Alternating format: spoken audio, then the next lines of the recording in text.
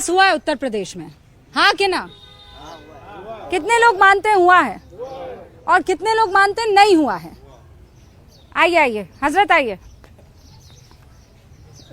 इतना पीछे जाकर बैठेंगे तो विकास कैसे होगा चाचा? विकास के लिए तो पहली पंक्ति में आना पड़ेगा। अस्सलाम वालेकुम, क्या खबर है? देखिए यहाँ पर जितना भी काम हुआ इस सरकार में काफी काम हो गए हैं और बहुत अच्छे काम हुए हैं। आपने तो कहा विकास नहीं हुआ, आते आते दिल बदल गया। नहीं, विकास ये कैसे कहती है? पहले हाथ उठाया था आपने। अच्छा पहले मतलब विकास हुआ है। हाँ, विकास के लिए क्या आपने कह दिया? ये तो आप खुद बदले जा रहे हैं। हाँ नहीं, मुझे लगा कि विकास नहीं, आप बदले मैंने सोचा कि आपने कहा विकास नहीं हुआ तो मैंने कहा जरा पूछूं हजरत से। नहीं, अब तक के जो विकास हुए हैं बहुत ही अच्छे हुए हैं। इस गवर्नमेंट में अभी तक के कोई ऐसे गंदे विकास नहीं हुए जो विकास अभी तक की कोई गली बाकी। आपका नाम क्या हुआ? मोहम्मद उमर। हाँ उमर साहब, आपने माशाल्लाह से टोपी पहनी हुई है। हाँ, हदीस का ख्याल रखते हुए दाढ़ी है, मूछे भी नहीं है। हाँ, आपका पजामा भी ऊंचा पाचे वाला मुझे नजर आ रहा है, यानी पक्के मोमिन है, पक्के मुसलमान हैं। तो फिर आप विकास हो रहा है कैसे मान रहे हैं? क्योंकि बहुत आपके विपक्ष में जो लोग खड़े हैं वो कह रहे हैं कि बीजेपी में सिर्फ और सिर्फ डर का माहौल है मुसलमानों के। नहीं, ऐसा नहीं है। यहाँ पे ऐसा नहीं है। हुसैनाबाद क्षेत्र में जितने भी मुसलमान भाई हैं, कोई भी ऐसा विचार नहीं है कि किसी के अंदर कोई डर हो, कोई भी वो हो, कुछ घबराहट भी नहीं, कोई ऐसी बात नहीं है। अच्छा, एक आवाज आई है। हाँ, क्या? मुसलमान अल्लाह के अलावा किसी से नहीं डरता है। मुसलमान के दिल में खौफ नहीं है किसी भी पार्टी के लिए, और कोई मुसलमान को डरा नहीं सकता। तो फिर विपक्ष ऐसा क्यों कहता है कि बीजेपी के रहते तो मुसलमान कभी आगे बढ़ ही नहीं सकता? कोई विपक्ष नहीं कहता है बीजेपी के रहते मुसलमान आगे नहीं बढ़ता। मुसलमान को जैसे बढ़ना होगा वो बढ़ेगा, चाहे वो जरूरी थोड़ी है कि बीजेपी में रह के बढ़े, कहीं भी रह के बढ़ सकता है। अच्छा बताइए, अच्छा साक्षरता कितनी है मुसलमानों की बताइए मुझे, बताइए नेशनल एवरेज कितना है एजुकेशन का? नेशनल एवरेज अब जितनी हमारी जो है क्या बोलते हैं क्वांटिटी हम लोगों की, उतनी उस हिसाब से हमारे एवरेज है। अरे भाई 20% हैं आप, और कितना पढ़ाई लिखाई करते हैं? 1%, 1% साक्षरता। मैं गलत नहीं कह रही हूँ। गलत है इस जगह। आप कहाँ गलत है? आज आप तो मुझे बता, मुझे झूठ बोलिए ना, मजदूरी करने, मुझे आप झूठा साबित कीजिए ना। आप मजदूरी करने, अरे मजदूरी पे मत जाइए। ना ना ना ना ना ना, नहीं आप गलत।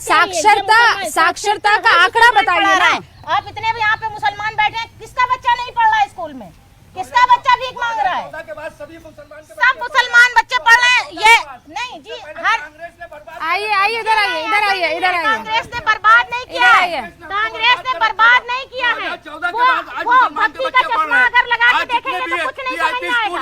आज देखिए 40% 2014 के बाद 40% मुसलमान बच्चे आज बड़े स्कूलों में पढ़ रहे हैं। ये मांगे मोदी जी की देन है, मांगे मोदी जी की देन है। सिर्फ टोपी लगा लेने से आप मुसलमान नहीं हो जाते, दिल में ईमान भी होना चाहिए, वो जरूरी है। सोचे कि आपकी ईमान है कि नहीं है?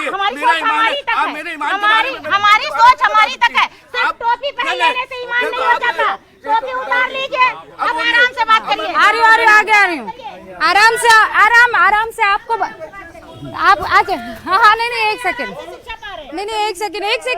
भाईजान, मैं आ रही हूँ। इत्मीनान से, आराम से, कोई आपको जो है यहाँ पे वो नहीं कर रहा है। आराम से वो टोपी उतार दी तो आपको भी कह सकते हैं कि ये दुपट्टा डाल लेने से आप मुसलमान नहीं हो जाती हैं।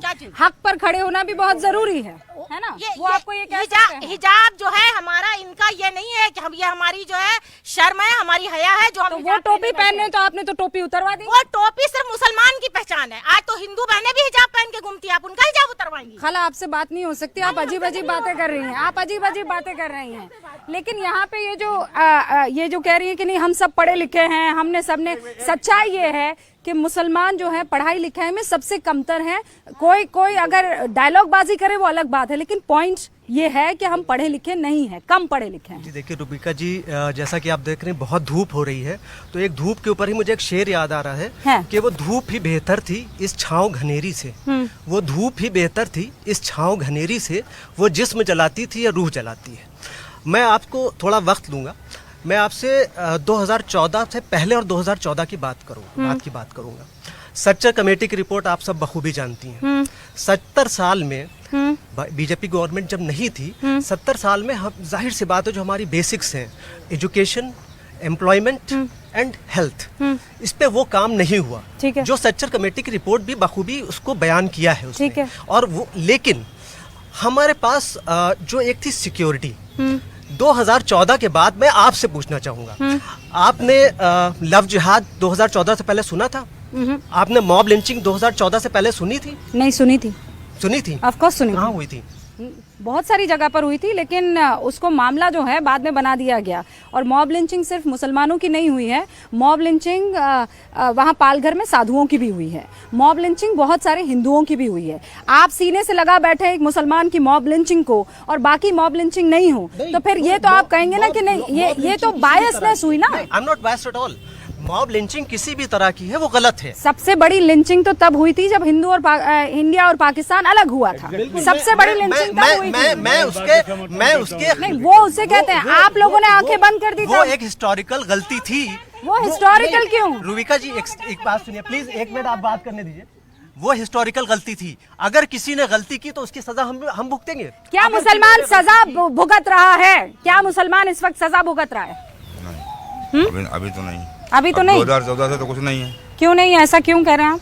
अब 2014 से अब तक की जो भी काम थे वो सब मुसलमानों के हो रहे हैं बराबर के। हाँ, उसमें कोई भेदभाव नहीं है। कोई मामला ऐसा नहीं है कि हिंदू है, ये मुसलमान है, ये कौन है, ये कौन है। क्या योजनाओं का लाभ सब मुसलमानों को मिल रहा है? योजनाओं का लाभ आपको मिल रहा है? जी मिल रहा है। क्या क्या, कौन कौन सी योजनाओं का? दवा मिली, वसलीन और राशन मिला, दवाइयाँ मिल रही हैं और कॉलेज में देखभाल हो रही है। हर चीज की सुविधा हाल मुसलमान को हमारे क्षेत्र में सबको मिल। लेकिन वो भाईजान कह रहे हैं, वो भाईजान कह रहे हैं कि अब सिक्योरिटी का डर लगता है। मुसलमान जो है अब सिक्योर नहीं है, यानी सुरक्षित नहीं है। सुरक्षित है मुसलमान अपनी जगह के ऊपर और रहेगा।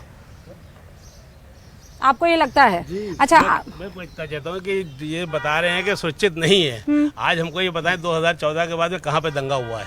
बताइए हजरत, कहाँ हुआ? 2014 के बाद कहाँ पे दंगा हुआ है? देखिए, जब जो दंगाई थे वो खुद ही अब सत्ता में बैठे हैं, दंगा कैसे होगा? ठीक है, ठीक है, एक मिनट आप प्लीज, आप मेरी बात कंप्लीट होने दीजिए। पहले मेरी बात कंप्लीट होने दीजिए। पहले रूबिका जी मेरी बात पूरे लेट मी कंप्लीट। मैंने आपको बहुत टाइम दिया है, लेकिन आपने ऐसा इल्जाम कैसे लगा दिया कि जो दंगाई है 1984 के दंगे, 1984 के दंगे का जिम्मेदार आप किसको मानते हैं? बिल्कुल उस वक्त की जो गवर्नमेंट थी। तो वो अभी सत्ता में है? नहीं, वो सत्ता में तो नहीं। आप कैसे कह देते हैं कि दंगाई सत्ता में? इसीलिए तो सत्ता में दखल हुई। आप नहीं, आज दंगाइयों को प्रोटेक्ट किया जाता है। अगर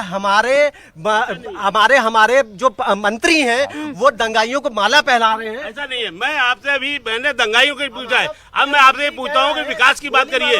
ये एक 10 कदम पीछे। अगर एक मंत्री कह रहा है कि गोली मारो सालों को, ये क्या है? ये नाम लेके नहीं कर रहा है, ये इल्जाम है। ये नाम लेके दंगाइयों को गोली मारो।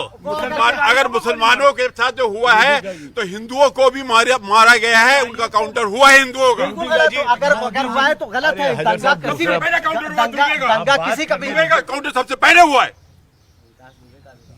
यहाँ दंगे की बात हो रही है, विकास दुबे और किसी और। अरे लेकिन आप यहाँ आते तो आप वहाँ चले जाते हैं, वहाँ आते तो आप उधर चले जाते हैं, विकास पर आते हैं तो आप दंगा करते हैं, दंगे पर आते हैं तो आप दुबे पर जाते हैं। आज मुसलमान सुरक्षित है। आज एक मिनट लाला भाई, आज 9 जून को दोपहर के 12:30 बजे 42 डिग्री टेम्परेचर में अगर ये मुसलमान टोपी लगा के 9 मई को यहाँ बैठा हुआ है तो यकीनी तौर पे मोदी जी और योगी जी का विकास है और मुसलमानों का संरक्षण है जो आज आपको मुस्लिम यहाँ पर बैठे। पर भाईजान कह रहे हैं बस ये